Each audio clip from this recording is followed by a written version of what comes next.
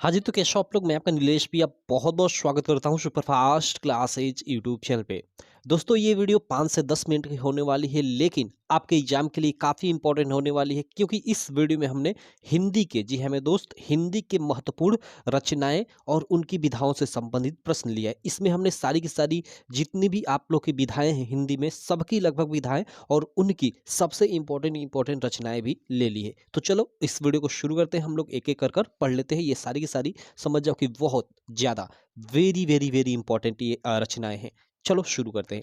देखो, सबसे पहला हम लोग रेखाचित्र विधा में आ जाते हैं और यहाँ देखो मैंने 2 रचनाएँ ली हैं जो काफ़ी काफ़ी फेमस हैं। यहाँ पे आप स्क्रीन पे देख भी सकते हो। जो पहली आपकी रचना है राम वृक्ष बेनीपुरी जी द्वारा लिखित है, माटी की मूर्तें। वेरी फेमस है। और उसके बाद महादेवी वर्मा जी द्वारा लिखित है, अतीत के चलचित्र। ये दोनों अगर इनकी विधा पूछ दे तो रेखाचित्र विधा की रचना है। ठीक है, किस विधा की रचना है भाई? रेखाचित्र विधा की रचना है। और किसके द्वारा लिखा गया है? तो माटी की मूर्तें लिखा गया राम वृक्ष बेनीपुरी जी के द्वारा, और अतीत के चलचित्र लिखा गया है महादेवी वर्मा जी के द्वारा।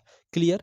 चलो, तो ये आपका पहला रेखाचित्र विधा से संबंधित ये दो रचनाएं और उनके लेखक का नाम। क्लियर? चलो अगला देखते हैं। अगला देखो, आत्मकथा विधा से संबंधित मैंने लिया है। यहाँ पे देखो, आत्मकथा में आप जानते हो कि हरिवंश राय बच्चन जी है ना, वो काफी फेमस है। इनकी 2 रचनाएँ, नीड़ का निर्माण फिर और क्या भूलो किया याद करो। ठीक है? ये 2 रचनाएँ आत्मकथा विधा की है ना, हर साल ही आती हैं, हर साल आती हैं ये। ठीक है? तो काफ़ी वेरी इंपॉर्टेंट है, आप लोग याद रखना। नीड़ का निर्माण फिर क्या भूलूं क्या याद करूं।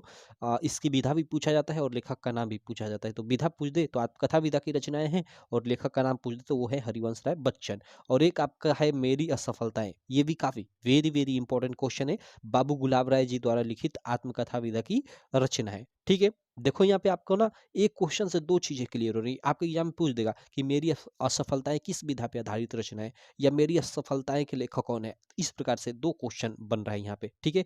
तो इसलिए इनको आप ध्यान में रखना। आपको विधा भी याद रखना है और लेखक का नाम भी याद रखना है, क्योंकि इसलिए तो मैं विधा के साथ ये लाया हूँ, क्योंकि इनकी विधाएं भी पूछी जाती है आपसे एग्जाम में। ठीक है? चलो अगला देख लेते हैं, संस्मरण विधा से संबंधित। देखो, एक पथ के साथी है महादेवी वर्मा जी द्वारा लिखित रचना, काफी इंपॉर्टेंट है। ठीक है? जो संस्मरण विधा की रचना है। और एक जंजीरें और दीवारें, ये एक इंपॉर्टेंट रचना है, राम वृक्ष बेनीपुरी जी द्वारा लिखित है, संस्मरण विधा की। ठीक है? तो इन दोनों को भी आप याद रखना। ठीक है? चलो अगला देख लेते हैं, जीवनी विधा पे आधारित रचना। यहाँ पे देख सकते हो, जीवनी विधा पे आधारित रचना कलम का सिपाही सबसे ज्यादा वेरी इंपॉर्टेंट है, जिसको लिखा है अमृत राय जी ने। और कलम का सिपाही किसे कहा जाता है भाई? तो प्रेमचंद जी को कहा जाता है। प्रेमचंद जी के पुत्र ही थे ये, अमृत राय ना प्रेमचंद जी के पुत्र थे। उन्होंने ही अपने मतलब पिता यानी प्रेमचंद जी के जीवन के बारे में इस पुस्तक में लिखा है, कलम का सिपाही जो नाम की पुस्तक है। क्लियर?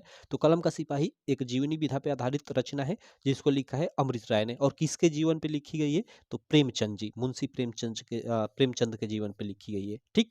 उसके बाद देखो, एक और ये इंपॉर्टेंट काफी रचना है इसमें जीवनी विधा में, आवारा मसीहा, जिसको लिखा है विष्णु प्रभाकर जी ने। आवारा मसीहा को किसने लिखा है? विष्णु प्रभाकर जी ने, आप लोग याद रखना। और ये किसके जीवन पे लिखी गई है? तो मुझे एक्चुअली याद नहीं है, लेकिन शायद एक बांग्ला लेखक है कोई चट्टोपाध्याय कर उनके जीवन पे ये लिखी गई है, आवारा मसीहा। चलो, तो ये हम लोग की 2 जीवनी विधा से संबंधित वेरी इंपॉर्टेंट ये रचनाएं हमने देख लिया। इनको आप लोग याद कर लेना। एक-एक जो ये क्वेश्चन है ना, काफी वेरी इंपॉर्टेंट है। चलो अगला देख लेते हैं, निबंध विधा पे आधारित। ठीक है? देखो, निबंध विधा में आप लोग याद रखना, चिंतामणि विचार विधि जो आपके बुक का ही है, आचार्य रामचंद्र शुक्ल जी द्वारा लिखित है, आता है। देखो, आपके लेखक जितने भी लेखक आपके बुक के हैं, ठीक है, और कवि, उनकी सारी रचनाएं आपको याद होनी चाहिए। ठीक है? क्योंकि वो इंपॉर्टेंट है। और खासकर आपका आचार्य रामचंद्र शुक्ल का, जयशंकर प्रसाद जी का, ठीक है, रामधारी सिंह दिनकर का गद्य पाठ में, और पद्य पाठ में आ जाओ तो आपका तुलसीदास जी का, सूरदास का, महादेवी वर्मा का, सुभद्रा कुमारी चौहान का, इनकी सारी रचनाएं, सुमित्रानंद पंत का, सारी की सारी रचनाएं आपको याद होनी चाहिए। ठीक है? चलो, तो यहाँ आप देख लिए, निबंध विधा में आचार्य रामचंद्र शुक्ल जी द्वारा लिखित चिंतामणि और विचार विधि है। और हजारी प्रसाद द्विवेदी जी द्वारा लिखित है ये अशोक के फूल, काफी इंपॉर्टेंट है। अशोक के फूल, इसकी विधा पूछी जाती है। तो निबंध विधा पे आधारित रचना है, किसने लिखा है? तो हजारी प्रसाद द्विवेदी जी ने लिखा है। क्लियर? चलो अगली विधा पे चलते हैं, अगला प्रश्न देखते हैं। यहाँ पे देख सकते हो, अगला हमने लिया है आलोचना विधा से संबंधित। देखो, इसमें हमने एक ही शायद लिया है, आचार्य रामचंद्र शुक्ल की रस मीमांसा त्रिवेणी, और एक सूरदास की नाम की रचना है आलोचना विधा में।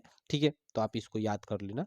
आगे चलते हैं, अगला नाटक देखते हैं, जो वेरी वेरी इंपॉर्टेंट एक विधा है हिंदी गद्य की। ठीक है, देखो जयशंकर प्रसाद जी के नाटक नाटक जो है ना काफी फेमस है। चंद्रगुप्त, स्कंदगुप्त, अजातशत्रु, यहाँ पे चंद्रगुप्त दोहरा दिया गया है, विशाख और ध्रुव स्वामिनी, आप देख सकते हो। ये काफी इंपॉर्टेंट नाटक है जयशंकर प्रसाद जी के सारे इनको याद रखना।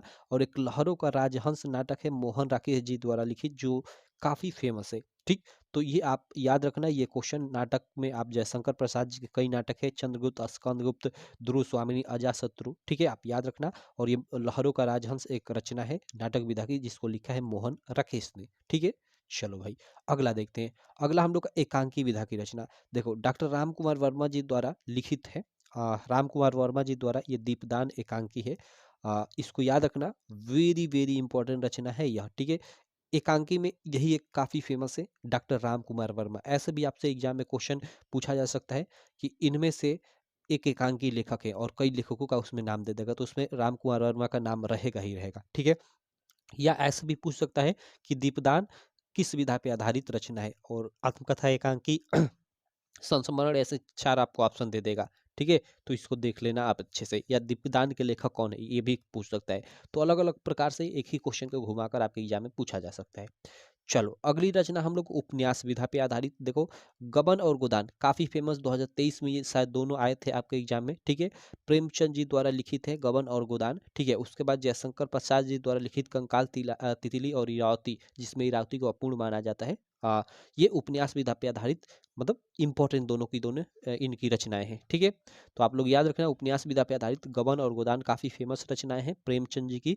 और जयशंकर प्रसाद जी की कंकाल तितली और इरावती काफी फेमस है। ठीक, तो उपन्यास विधा भी मतलब हमने देख लिया। उसके बाद देखो यात्रा साहित्य, जिसको आप यात्रा वृत्तांत भी बोलते हो, इसके लेखक यात्रा साहित्य या यात्रा वृत्तांत के मतलब प्रसिद्ध लेखक है कौन, राहुल संकीर्त्यायन। ठीक है, इनमें मेरी जीवन यात्रा, मेरी तिब्बत यात्रा, मेरी लद्दाख यात्रा, इनकी ये कुछ रचनाएं फेमस फेमस है। और उसके बाद एक रचना इसमें मैंने देखो लिखा है देश विदेश। ठीक है, रामधारी सिंह दिनकर जी की, तो इसको भी आप लोग याद रखना। अगला प्रश्न देखते हैं। अगला प्रश्न है हम लोग का कहानी विधा पे आधारित। कहानी विधा पे आधारित आप पंच परमेश्वर याद रखना, 2023 में ये आया था। ये कफन नहीं आया था, इस बार आ सकता है। तो कफन और पंच परमेश्वर कहानी विधा पे आधारित प्रेमचंद जी की रचनाएं हैं। और ममता ये जयशंकर प्रसाद जी की। ठीक, चलो भाई उसके बाद अंत में हम लोग रिपोर्टाज देखते हैं भाई। रिपोर्टाज कन्हैयालाल मिश्र प्रभाकर जी द्वारा एक लिखित है रिपोर्टाज विधा की रचना, क्षण बोले कण मुस्काए, जो बहुत ही फेमस है, बहुत ही फेमस है, आपके एग्जाम में आ सकता है। ठीक, तो इसको किसने लिखा है, कन्हैयालाल मिश्र प्रभाकर ने। चलो, तो ये हमने लगभग सारी मतलब हिंदी की लगभग सारी विधाओं के बारे में मतलब और उनके लेखकों के प्रमुख लेखकों और उनकी रचनाओं के बारे में देख लिया। ये वीडियो यहीं पे समाप्त होती है। चलो थैंक यू। बाकी बोलूँगा, अगर आप अभी तक हमारी ऐप डाउनलोड नहीं किए हो UP M S P study, तो आप गूगल प्ले स्टोर से जाकर डाउनलोड कर लेना इसे। आपका स्टडी में काफ़ी हेल्प करेगी। और साथ ही यहाँ पे आप एक बैच हमने लॉन्च किया है, लक्ष्य बैच, जिसमें आपको सारे के सारे आपके प्रीवियस ईयर क्वेश्चन पेपर का सभी सेटों का सातों सेटों का एकदम अच्छे से सॉल्यूशन मिल जाएगा। मात्र अभी प्राइस मात्र 99 रुपये होने वाली है। अभी तो प्राइस मतलब 299 थी, तो 199 हुई है। लेकिन अभी 26 जनवरी पे ऑफर आने वाला है। 99 रुपये में आपको पूरा पूरा मिल जाएगा हर एक सब्जेक्ट का प्रीवियस ईयर क्वेश्चन पेपर का सॉल्यूशन अच्छे से PDF में भी। ठीक है, तो आप ज्वाइन कर सकते हो इस ऐप पे वो बैच। चलो बाकी मैं मिलता हूँ आपसे नेक्स्ट वीडियो में, तब तक के लिए थैंक यू।